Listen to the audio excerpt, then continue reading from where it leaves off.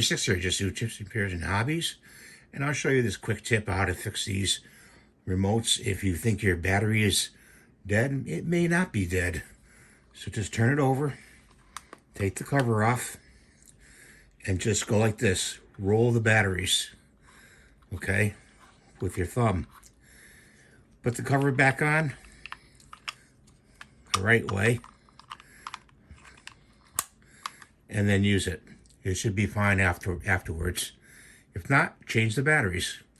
Thanks for watching. Have a good day. Please rate and subscribe and give me the thumbs up. We'll see you in the next video. Bye for now.